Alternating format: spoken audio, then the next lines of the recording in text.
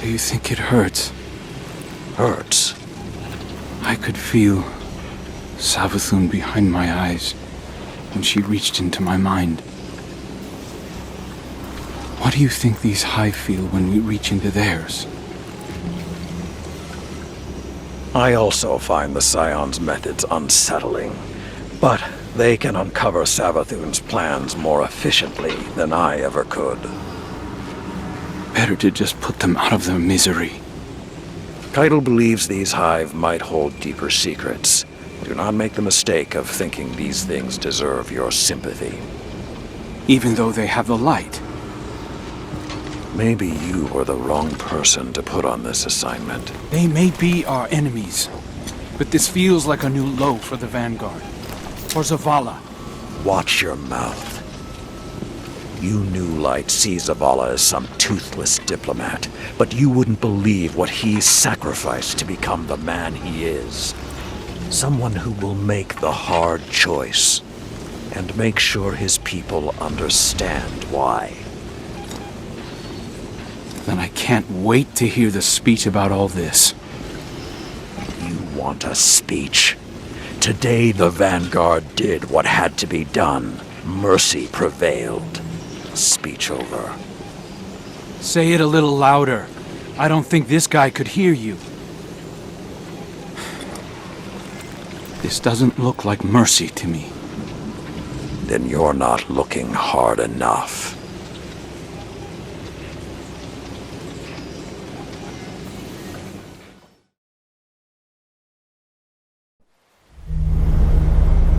Long ago, even before there was a last city, I was deep on patrol in the old forest when a local villager sought me out. They asked me to catch a thief. I told them the Iron Lords were no mercenaries, but I saw their pride as well as their poverty. When they offered me a loaf of black bread instead of coin, I agreed. Just before sunrise, I caught my thief. A young girl, stealing what she could carry. Food when she could find it, coin when she couldn't, weapons to protect what she had taken. There was no fear in her eyes. She said the bandits in the forest ordered her to steal in exchange for protection. The penalty for theft in those times was death. Instead, I pulled the crest from around my neck and pressed it into her hands. I told her the wolves would protect her. In a settlement rich with stolen supplies, I found the bandits and cut them down. 38 lives to spare one. And for a time, I believed that was mercy. Many winters passed before I found myself back in that part of the old forest. This time, no one sought me out. So I sought them instead. Wind blew through rotted wood and rusted metal where the village once stood. And behind it, graves. Then piled stones, then bare mounds of earth, and then a pit. My blood was high. I tore through the forest, hunting for those responsible. Finally, in a settlement rich with stolen supplies, I found her. A lightless woman with my crest around her neck. There was no fear in her eyes. She spoke plainly. When the villagers could no longer tithe, her wolves no longer protected them. She bled them dry, and when they had no more to give, she sent in her men, unleashed her wolves. Mercy to an enemy cannot come at the cost of mercy for their victims. The right path isn't always easy to find. But once you do, the only question is whether you're strong enough to walk it.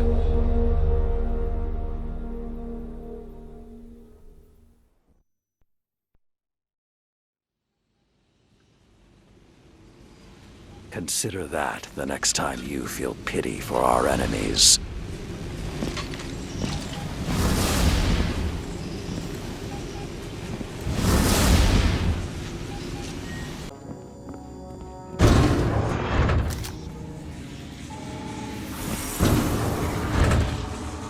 Crow, what happened? I didn't mean to. A full abort sequence initiated from this location. What have you done? I shut it down. I didn't know it would kill the Scion. Keitel sends an emissary to the tower, and you kill him. Can you even understand the repercussions this will have? I'll face them. What the Vanguard was doing here wasn't right. It's not your place to judge. You said the right path can be hard to find, but when you do, you have to be strong enough to walk it.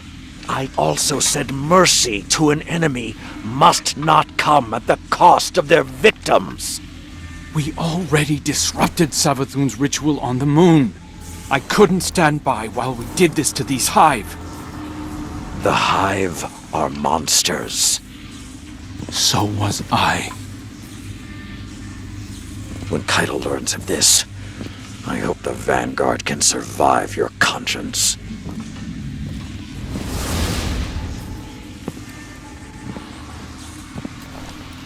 You understand, don't you?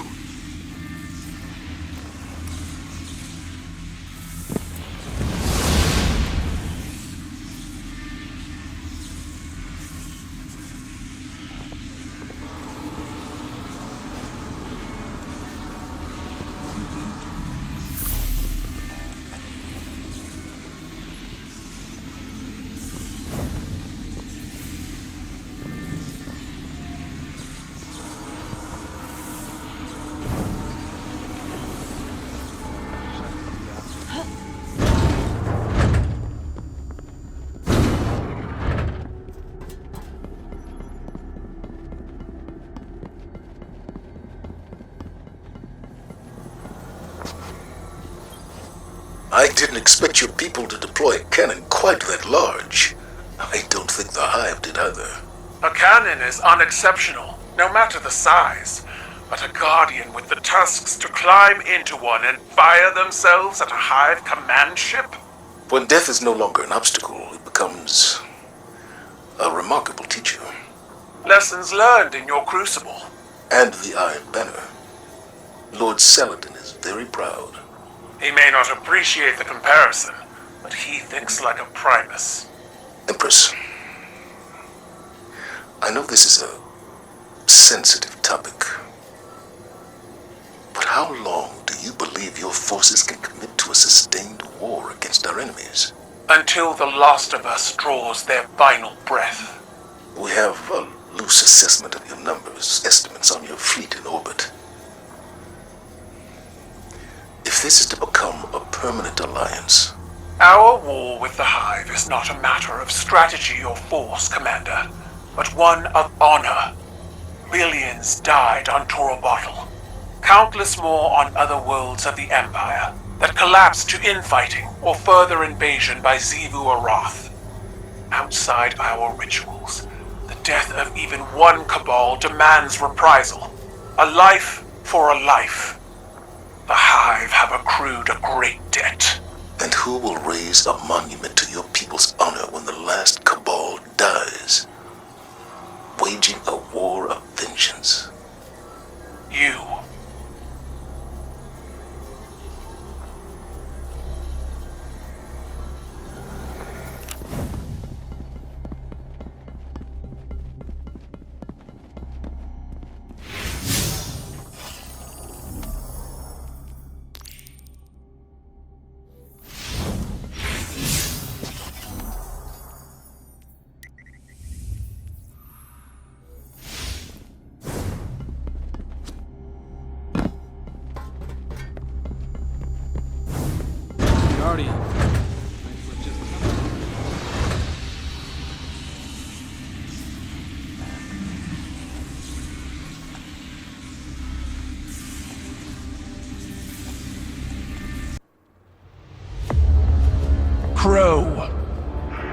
How do you justify the innocent blood on your hands? It was honorable. It was an accident. The Cabal word for accident has two syllables. One is fault, the other responsibility. Honor the scion whose life was taken. A life for a life. That is our way. That is your way, not ours. You will not deny us justice! Do what you believe is right. I did.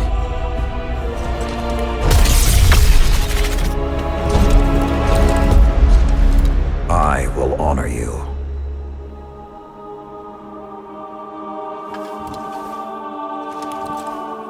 You demand a life for a life. Take mine.